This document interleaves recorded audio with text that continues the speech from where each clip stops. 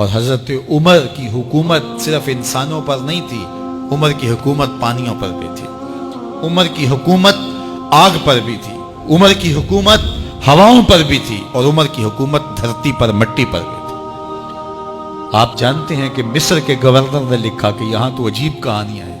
کیا ہوا؟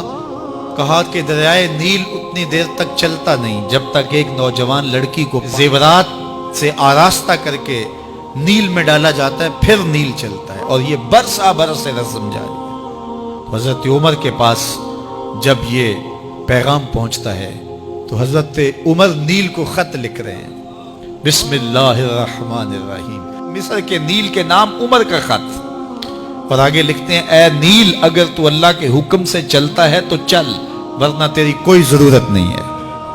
اور رکا لکھ کر قاصد کو دیا، جا کے یہ دریائے نیل میں ڈال دو۔ اللہ اکبر، جن کے رکے دریا بھی مانتے ہیں، پانیوں پر بھی حکومت ہے۔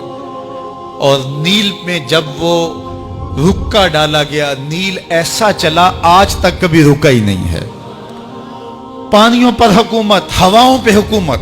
مسجد نبوی کا ممبر ہے، عمر خطبہ دے رہے ہیں، عراق کے علاقہ نہاون میں جنگ ہو رہی ہے، مدینے سے 1 مہینے کی مسافت ہے، 1 مہینہ مسلسل چلیں تو نہاون آتا ہے۔ حضرت عمر خطبہ دیتے دیتے درمیان میں جملہ معترضہ کا، یا ساریہ الجبل، اے ساریہ پہاڑ نہ چھوڑنا۔ لوگ حیران ہیں کیا ماجرا ہوا کہ ہم سے مخاطبہ ہے، ساریہ نہاون میں ہے اور کہا ساریہ پہاڑ نہ چھوڑنا۔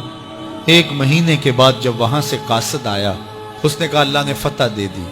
کہا کیسے؟ کہا پہاڑ کو چھوڑ کر دشمن پر ٹوٹنے لگے تھے، آگے بڑھنے لگے تھے، ان پر حملہ آور ہونے لگے تھے۔ اچانک عمر کی آواز آتی، پہاڑ کو نہیں چھوڑنا، کیونکہ اگر ہم پہاڑ کو چھوڑ دیتے دشمن پیچھے سے حملہ آور ہونے کے لیے تیار کھڑا تھا۔ تو کہا بس ہم پہاڑ کو اپنی پشت پہ پھیر رکھا اور اللہ نے اسی دن ہمیں فتح عطا کر دی۔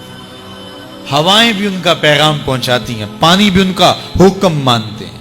اس زمانے میں فائر بریگیڈ سسٹم نہیں تھا، لیکن ایک آگ بڑھتی آ رہی ہے شہر کی طرف۔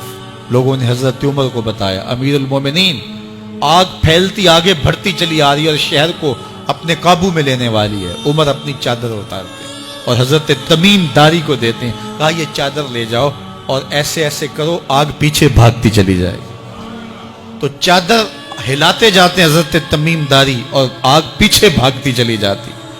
مٹی بھی حکم مانتی ہے۔ ایک لونڈی کھڑی رو رہی ہے راستے میں، کہا تجھے کیا ہوا؟ کہا ٹھوکر لگی، میرا تیل زمین میں بہہ گیا، میری مالکہ بڑی سخت ہے، وہ مجھے کہے گی تم نے یہ کیا کیا۔ عمر درہ زمین پہ مارتے ہیں، فر الارض الم عادل علیک، زمین عمر نے تیری چھاتی پہ عدل نہیں کیا؟ تو عمر کے ہوتے ہوئے اس کا تیل پی جائے؟ زمین تیل باہر نکال دیتی ہیں، فرماتے ہیں ڈال لے اپنے برتن میں۔ تو یہ عمر کے ان کا حکم مٹی بھی مانتی ہے، ان کا حکم ہوائیں بھی مانتی ہیں، دریا بھی مانتے ہیں، ان کا حکم پانی اور آگ بھی مانتی ہے۔ وہ عمر، میرے حضور فرماتے ہیں ان الشیطان یفر من ذل عمر، میرا عمر وہ ہے جس کے سائے کو دیکھ کے شیطان بھی بھاگ جاتا ہے۔ حضرت عمر رضی اللہ تعالیٰ عنہ نے ایک بہترین نظم و نسق دیا اور امور سلطنت کو اس انداز سے منظم کیا۔ ایک غیر مسلم مفکر کہتا ہے اگر اس امت کو ایک اور عمر مل جاتا پوری دنیا پہ حکومت مسلمانوں کی